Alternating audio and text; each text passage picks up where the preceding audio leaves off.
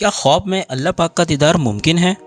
اس سوال کا جواب ان لوگوں کی زبانی سن لیں، ان کا ہر عقیدہ ہی نرالا ہوتا ہے۔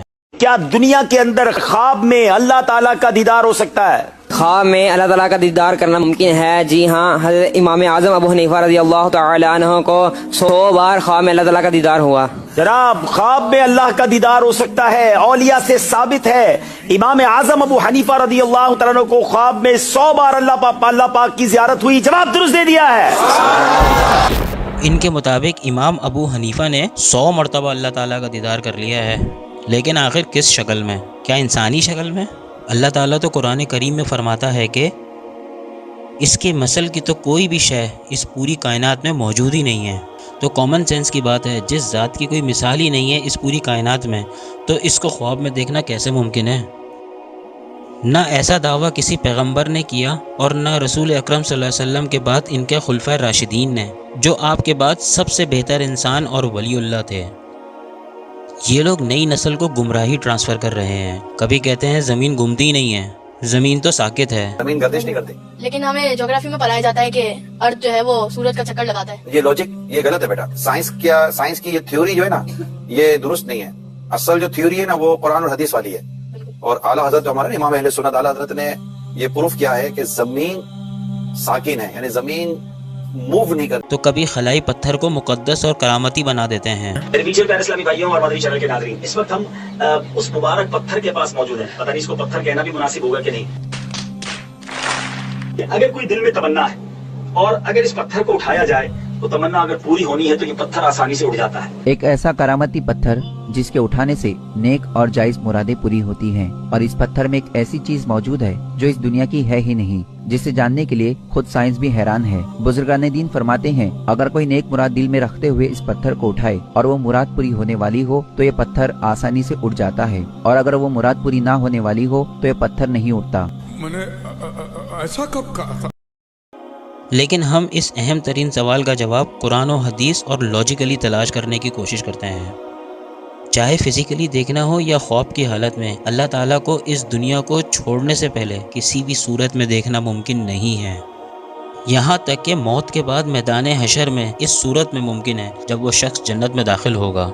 اللہ تعالیٰ قرآن پاک میں فرماتا ہے، اس دن کئی چہرے روشن اور تر و تازہ ہوں گے اور اپنے رب کو اپنے سامنے دیکھ رہے ہوں گے۔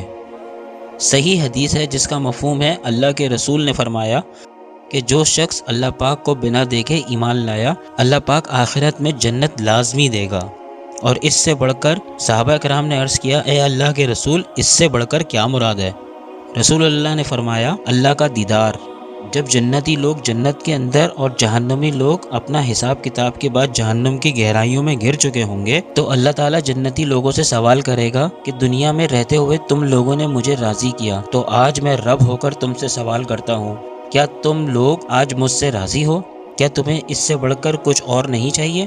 تمام جنتی لوگ کہیں گے، اے اللہ، آپ نے ہمیں جہنم کے عذاب سے بچا کر جنت میں داخل کر دیا، بھلا اس سے بڑھ کر ہمارے لیے کیا انعام ہو سکتا ہے؟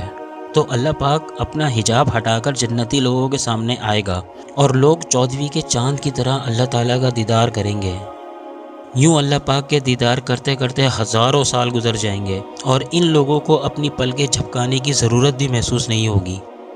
ان کا اپنے رب کائنات کو دیکھ دیکھ کر دل ہی نہیں بھرے گا۔ رسول اکرم صلی اللہ علیہ وسلم نے فرمایا، اے لوگو، تم اس دن اپنے رب کو ایسے دیکھو گے جیسے 14ویں کے چاند کو دیکھا کرتے تھے، بنا پلکیں جھپکائے۔ اور قرآن پاک انہی لمحوں کو ذکر کرتے ہوئے کہتا ہے، اس دن جنتی لوگوں کے چہرے اپنے رب کو دیکھتے ہوئے روشن ہوں گے۔ تصور کریں ذرا، ساری زندگی جس رب سے ملنے کے لیے آپ نے عبادتیں کری، اچھے کام کیے، لوگوں سے نرمی سے پیش آئے، وہ ہستی اچانک سے آپ کے سامنے ہے، تو آپ کا کیا ری ایکشن ہوگا؟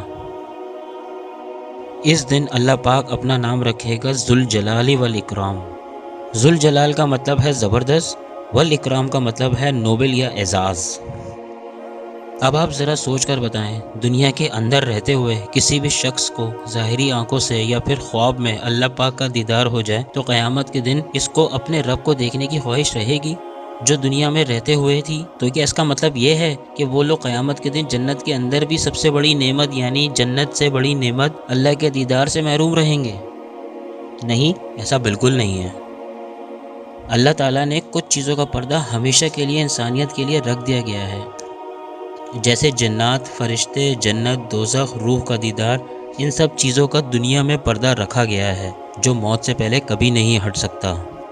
اگر اللہ پاک ان سب چیزوں کا پردہ ہٹا دے تو کیا کوئی ایک بھی شخص بچے گا جو اللہ پر ایمان نہ لائے؟ ظاہر ہے سب ایمان لے آئیں گے، لیکن ایسا ہوگا نہیں، یہ پردہ ہٹے گا نہیں، کیونکہ یہ دنیا ایک امتحان کی جگہ ہے اور اپنے رب پر بنا دیکھے ایمان لانا سب سے بڑا امتحان ہے۔ جو بھی شخص اس امتحان میں پاس ہوگا وہی تمام نعمتوں کا حقدار ہوگا، جس سے بڑی نعمت